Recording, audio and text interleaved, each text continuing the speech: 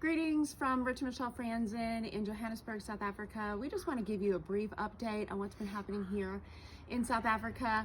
We all, I'm sure, have been feeling the restrictions that this pandemic has put on us, but even amidst these stringent restrictions, parts of the ministry have remained fully operational and some even flourishing.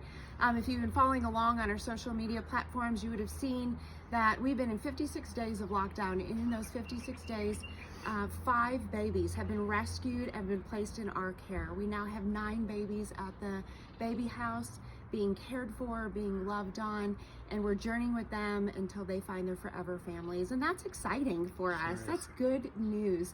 Of course, not because they're being abandoned. We don't want that to be happening. However, we love that we can be an advocate and that we can see these little ones. They have a hope and a future. Impact Kids are 4 preschools.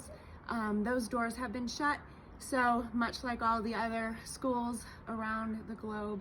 But despite that, our teachers have been using WhatsApp, and they have been encouraging our parents, and they have been praying with parents and journeying with them, some of them through very difficult time, as well as sending lesson plans and just giving ideas of how they can continue to educate their children. We expect to be back at the schools here and those doors to open soon. And with that, we can't wait to get our hands on those 450 children, to love on them, to educate them. And as soon as we can, we are going to continue building to see the completion of that 5th school. And when that happens, we will be educating and feeding daily well over 500 kids. That's right. We're excited. Obviously, during these times, no one saw this coming. And it's hard to prepare for things like this. But God's given us the grace and the fortitude to kind of see it through. Our hands right now obviously are a little short-handed with none of our interns are able to be here with us, or our summer mission teams to be able to help us on the ground. But we are here. Michelle and I have been called here, and it's actually made us more resolute than ever before that we're at the right place at the right time to represent you, to represent our partners and our churches here in South Africa. I'm telling you, with these issues, the gospel has never been more ripe than ever before. And we're just trying to find new ways. We were just pivoting and trying to find new ways of how to get the gospel out to our partners and our families, how to be there for advocates for these kids and children and educate. And we're doing drastic measures as well, just like everyone around the world, of slashing our costs by over 20%, taking deduction in salaries, and whatever it takes to continue this mission.